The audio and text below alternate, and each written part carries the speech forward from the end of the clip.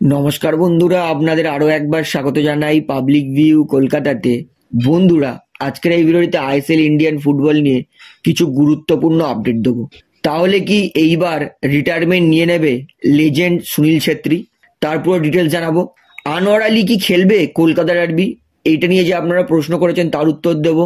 তারপরে সানা সিংকে নিয়ে একটা বিশাল বড় আপডেট দেওয়ার আছে, এবং জনি কাউকো ও তিরি মোহনবাগান দলে ফেরা নিয়ে কিছু বিশেষ আপডেট দেওয়ার আছে। তাই অনুরোধ করে রাখবো ভিডিওটা অবশ্যই শেষ পর্যন্ত দেখবেন, এবং ভিডিওটি শুরু করার আগে একটা ছোট্ট অনুরোধ করে রাখবো, যেহেতু এইখানে আপনারা খেলার সমস্ত রকম আপডেটস পেয়ে যাবেন, তাই অবশ্যই পাবলিক ভিউ কলকাতা চ্যানেলটিকে সাবস্ক্রাইব করে বেল আইকন প্রেস করে অল করে রাখবেন। তাহলে বন্ধুরা, সবার প্রথমে আপনাদেরকে ক্যাপ্টেন লিডার লেজেন্ড সুনীল ছেত্রীর আপডেটটা দিই। সুনীল ছেত্রী এই মুহূর্তে তিনি ৩৯ বছর বয়সে এসেও ভারতের জন্য কিন্তু নিজের সর্বস্ব দিয়েছেন এএফসি এশিয়ান কাপে। ৩৯ বছর বয়স একটা ফুটবলারের জন্য কিন্তু অনেক বেশি। আমরা দেখেছি ৩৭-৩৬ বছর বয়সেই কিন্তু অনেক ফুটবলারদের রিটায়ারমেন্ট নিতে, সেই জায়গায় দাঁড়িয়ে ৩৯ বছর বয়সেও কিন্তু নিজের সেরা ফুটবলটা দিয়ে গেলেন সুনীল ছেত্রী। তো সুনীল ছেত্রী তিনি কি এবার রিটায়ারমেন্ট নেবেন? উত্তরটা হচ্ছে হ্যাঁ, অবশ্যই। কারণ ৩৯ বছর বয়স কিন্তু একটা ফুটবলারের জন্য অনেক বেশি, এবং ৩৯ বছর বয়সেও যে সুনীল ছেত্রী এত ফিটনেস ধরে আছে সেটা অতুলনীয়।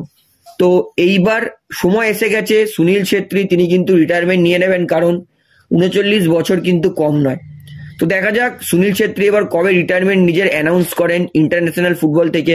এবং সুনীল ছেত্রী যদি রিটায়ারমেন্ট নিয়ে নেয় তাহলে সত্যিই কিন্তু মনটা প্রচণ্ড দুঃখে ভরে যাবে যে ক্যাপ্টেন সুনীল ছেত্রী তিনি ভারতের ফুটবল যেখানে প্রায় ২০ বছরের বেশি সার্ভ করেছেন, তিনি তার সার্ভিস বন্ধ করে দেবেন। তো সুনীল ছেত্রী তিনি যদি রিটায়ারমেন্ট নিয়ে নেয় তাহলে কিন্তু আমার মতো অসংখ্য ভারতীয় ফুটবল প্রেমীদের কিন্তু মনে একটা প্রচণ্ড বড় আঘাত লাগবে। তো সুনীল ছেত্রী তার কিন্তু রিটায়ারমেন্ট নেওয়ার সময় এসে গেছে। তো এবার দেখা যাক কবে রিটায়ারমেন্ট নেয় সুনীল ছেত্রী। তো বন্ধুরা, এইবারে তারপরের আপডেট দিই। এইটা হচ্ছে সানা সিংকে নেওয়ার দৌড়ে কিন্তু এইবার এসে গেছে ইস্টবেঙ্গল দলও।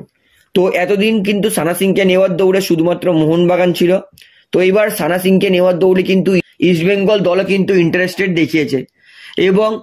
এবং ইস্টবেঙ্গল ম্যানেজমেন্টের প্রচণ্ড ভেতরকার খবর থেকে কিন্তু জানা গেছে ইস্টবেঙ্গল তারা কিন্তু গোপনে সানা সিংকে কন্ট্রাক্ট অফারও করে দিয়েছে। তো এইবার কিন্তু মোহনবাগানের পাশাপাশি ইস্টবেঙ্গলও কিন্তু সানা সিংকে নেওয়ার জন্য নিজের নাম লিখিয়ে ফেললেন। তো এবার দেখা যাক চিংলিং সানা সিংকে কোন ক্লাব নেয়, মোহনবাগান না ইস্টবেঙ্গল। তবে সানা সিংকে নেওয়ার রেসে কিন্তু এইবার ইস্টবেঙ্গল জড়িয়েছে, এটা কিন্তু পুরোপুরি কনফার্ম নিউজ। তো বন্ধুরা, এইবারে আপনাদেরকে আনোয়ার আলীর আপডেটটা দিই।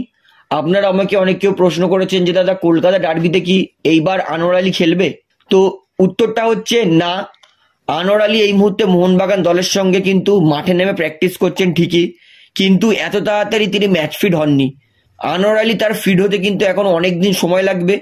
বলতে গেলে ফেব্রুয়ারি মাস কিন্তু তিনি পুরোপুরি নিজের ফিটনেসের জন্য কাটিয়ে দেবেন, এবং যদি আনোয়ার আলীকে মোহনবাগান পেতে পারে সেটা মার্চ মাস হতে পারে। মার্চ মাসের আগে কিন্তু আনোয়ার আলী মোহনবাগান দলের জন্য ফেরা কিন্তু খুবই ডিফিকাল্ট, নেই বললেই চলে। তো আপনারা যে আমাকে প্রশ্ন করেছেন যে দাদা কলকাতা ডার্বিতে কি আনোয়ার আলী খেলবে, উত্তরটা হচ্ছে না, একদমই নয়। যত সম্ভব মার্চ মাসে কিন্তু আনোয়ার আলী তিনি নামতে পারেন মোহনবাগান দলের হয়ে খেলতে। তার আগে কিন্তু আনোয়ার আলীকে আমরা পাবো না মোহনবাগান দলে, এটা কিন্তু প্রায় কনফার্ম। এইবারে তিরি আর জনি কাউকোকে নিয়ে আপডেট দিই। জনি কাউকোকে নিয়ে প্রথম ব্যাপারটা ক্লিয়ার করি। মোহনবাগান ম্যানেজমেন্ট কিন্তু অনেক দিন ধরেই বলছে যে এইবারে জনি কাউকোকে নিয়ে আসবে, এইবারে জনি কাউকোকে নিয়ে আসবে, কিন্তু নভেম্বর থেকে ডিসেম্বর হয়ে গেল, ডিসেম্বর থেকে জানুয়ারিও শেষ হতে চললো, কিন্তু জনি কাউকোর কোনো হদিস নেই। অনেকদিন আগে মোহনবাগান ম্যানেজমেন্ট থেকে যেই খবরটা পাওয়া গেছিল যে জনি কাউকোকে ফিরিয়ে আনতে চলেছে, কিন্তু সে আজ থেকে ২ মাস বেশি হয়ে গেছে, জনি কাউকে কিন্তু এখনো মোহনবাগান দল নিয়ে আসেনি।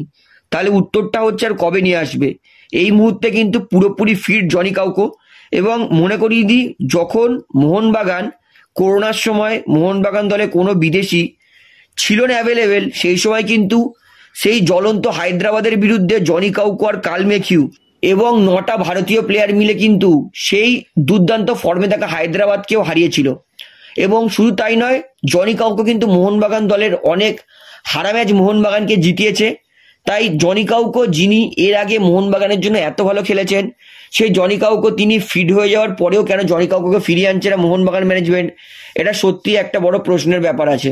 তো জনি কাউকো কবে ফিরবে এই মুহূর্তে কিন্তু এইটা এক্স্যাক্ট বলাটা খুবই ডিফিকাল্ট, কারণ মোহনবাগান ম্যানেজমেন্ট এখনো কোনো মিটিং করেনি। মিটিং এর পরে কিন্তু সমস্তটা জানা যাবে যে জনি কাউকো কবে আসবে। তবে আমি চাই জনি কাউকোকে মোহনবাগান দল ফিরিয়ে আনুক, কারণ মোহনবাগান দলের কিন্তু মাঝমাঠ হাল একজনে ধরতে পারে, সেটা হচ্ছে জনি কাউকো। তো এইবারে তিরিকে নিয়ে বলি, তো কিছুদিন আগে আমি তিরিকে নিয়ে একবার আপডেট দিয়েছিলাম যে হাওয়াস কিন্তু তিরিকে প্রচন্ডভাবে পছন্দ করে, তাই তিরিকে মোহনবাগান দল ফিরিয়ে আনতে চাইছে। এবং যতদূর জানা গেছে যে মুম্বাই সিটি এফসির সঙ্গে কিন্তু চুক্তি অফার করেছে মোহনবাগান দল। তবে এটা কতটা সত্যি এই মুহূর্তে কিন্তু এটা 100% বলা যাবে না। তবে কয়েকটা সূত্র মারফত জানা গেছে যে মোহনবাগান কিন্তু তিরিকে ফিরিয়ে আনার জন্য কিন্তু কথাবার্তা চালাচ্ছে। তবে যদি মুম্বাইয়ের সঙ্গে তিরি নিজের কন্ট্রাক্ট টার্মিনেট করতে পারে তাহলে সেটা আলাদা ব্যাপার। তিরি যদি কন্ট্রাক্ট টার্মিনেট না করতে পারে তাহলে কিন্তু মোহনবাগান নেবে না, কারণ মোহনবাগান চাইছে না অ্যাডিশনাল ট্রান্সফার ফি দিয়ে এই মুহূর্তে কোনো প্লেয়ারকে নিক। তো তিরির ব্যাপারটা কিন্তু এখনো অনেক দূরে আছে। তো তাছাড়া মোহনবাগান কিন্তু নতুন বিদেশিকে রিক্রুট করার চেষ্টা করছে। তো আমি কয়েকটা প্লেয়ারের নামও বলেছি, ভবিষ্যতে যদি আরো কোনো বিদেশি প্লেয়ার নাম জড়ায় সেটাও কিন্তু আমি আপনাদেরকে জানিয়ে দেবো। আমি চাই মোহনবাগান জনি কাউকোকে ইমিডিয়েটলি নিজের দলে ফেরাক, আর যদি ডিফেন্স মজবুত করতে চায় তাহলে তিরিকেও ফেরাতে পারে। এই দুই প্লেয়ার আসলে অবশ্যই মোহনবাগান দল কিন্তু আবার মজবুত হবে, এতে এক ফোঁটাও সন্দেহ নেই। তো আপনার মতামত কি এই দুই প্লেয়ারকে নিয়ে সেটা আমাকে অবশ্যই কমেন্টে জানাবেন। তাহলে বন্ধুরা আজকের এই ভিডিওটিতে আমার আপনাদেরকে এতটাই বলার ছিল। তো আশা করি ভিডিওটি আপনার ভালো লাগলো। তো ভিডিওটি ভালো লাগলে অবশ্যই লাইক করুন, কমেন্ট করুন, শেয়ার করুন, এবং বন্ধুরা চ্যানেলটি যারা নতুন আছেন সবাইকে অনুরোধ করবো তারা অবশ্যই পাবলিক ভিউ কলকাতা চ্যানেলটিকে সাবস্ক্রাইব করে বেল আইকন প্রেস করে অল করে রাখবেন। ধন্যবাদ।